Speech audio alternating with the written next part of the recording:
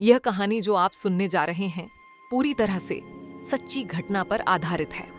यह घटना 1987 में हुई थी, जब लाहौर के 5 दोस्त इमरान, जाहिद, वसीम, सज्जाद और नईम ने चोलिस्तान के रेगिस्तान में हिरण के शिकार का कार्यक्रम बनाया। इसके लिए उन्होंने अपने एक पुलिस अधिकारी अंकल से अनुरोध किया कि वहां किसी स्थानीय व्यक्ति को उनके लिए गाइड के रूप में नियुक्त करें। उनके अंकल ने उन्हें नजीर नामक व्यक्ति के बारे में बताया, जो वहां का अनुभवी गाइड था। उन्होंने बताया कि नजीर उन्हें चोलिस्तान में एक डाक बंगले में ठहराएगा और खुद सर्वेंट क्वार्टर में रहेगा। दोस्त इस बात से खुश थे कि उनका सफर आसान हो जाएगा। चोलिस्तान की रहस्यमयी धरती शिकार के उत्साह से भरे ये 5 दोस्त शाम 5 बजे चोलिस्तान पहुंचे। सूरज अपनी आखिरी किरणें बिखेर रहा था और चारों ओर सन्नाटा पसरा हुआ था।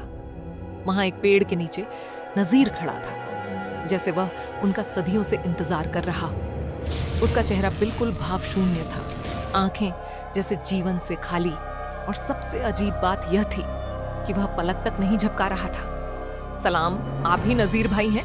इमरान ने हिचकिचाते हुए पूछा।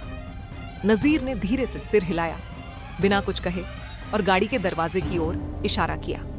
दोस्तों ने एक दूसरे की ओर हैरानी से देखा, लेकिन फिर कंधे उचकाकर सामान निकालने लगे। डाक बंगले में पहला डरावना हादसा। जैसे ही वे डाक बंगले में दाखिल हुए, वहां पूरी तरह अंधेरा था। इमरान ने लाइट का स्विच दबाया, लेकिन रोशनी नहीं आई। लगता है बिजली नहीं है, वसीम ने कहा। अचानक नजीर खामोशी से एक कोने में गया और एक पुरानी लालटेन जलाकर उनके सामने रख दी। यह कहां से लाए? सज्जाद ने हैरानी से पूछा। नजीर ने कोई जवाब नहीं दिया, बस उन्हीं सूनी आंखों से उन्हें देखता रहा। दोस्तों ने लालटेन थामी और अंदर जाने लगे। वसीम ने फुसफुसाकर कहा, यार ये आदमी अजीब नहीं है। नईम ने सिर हिलाया, बस रात गुजार लो, सुबह शिकार करके वापस चलते हैं। लालटेन की रोशनी में साया रात गहरी हो चुकी थी। दोस्त लालटेन जलाकर डाक बंगले के आंगन में बैठे थे। अचानक लालटेन की रोशनी धीमी होने लगी। ये कैसा अंधेरा हो रहा है? तेल तो पूरा डाला था, वसीम ने हैरानी से कहा।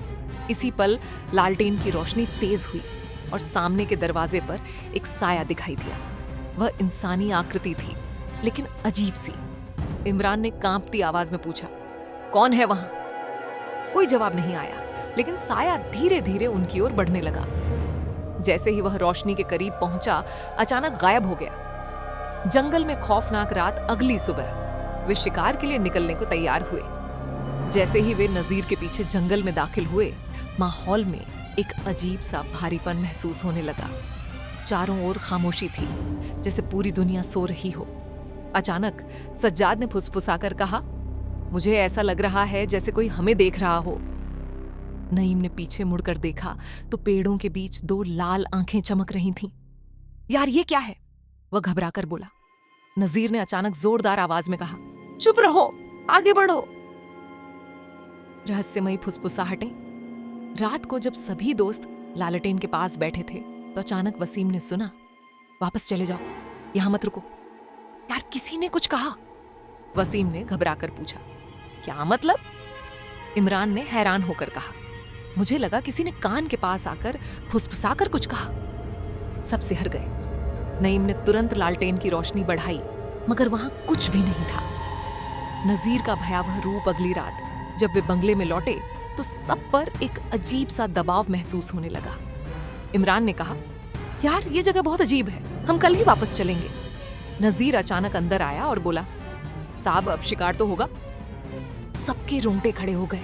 अचानक दरवाजा जोर से बंद हो गया और कमरे में लालटेन खुद ब खुद बुझ गई। अंधेरे में उन्हें दरवाजे के बाहर किसी के चलने की आवाजें सुनाई दी।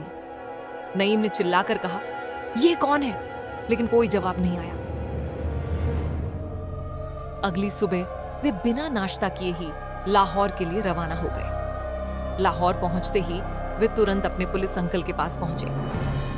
अंकल, ये कैसा आदमी था?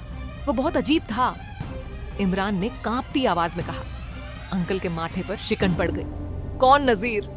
मैंने तो तुम्हें संदेश भेजा था कि वह 3 साल पहले एक हादसे में मर चुका है।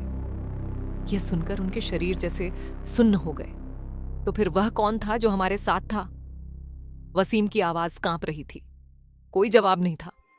शायद यह राज हमेशा के लिए चोलिस्तान की रेत में दफन हो चुका था। आखिरी भयावह सच। पुलिस अंकल ने तुरंत अपने एक और पुलिस अधिकारी दोस्त को फोन किया और पूछा, भाई आजकल चोलिस्तान के डाक बंगले में कौन रहता है?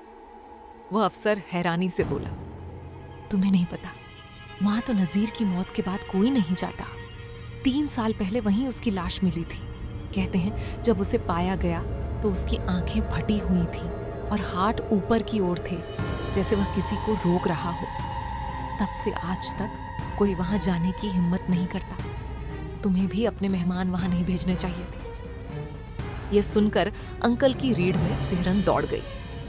उन्होंने फोन बंद करके दोस्तों की तरफ देखा और उनके चेहरों पर गहरा खौफ फैला हुआ था। वे सब एक दूसरे को देख रहे थे और उनके मन में सिर्फ एक ही सवाल था, तो फिर वह कौन था जो उनके साथ था?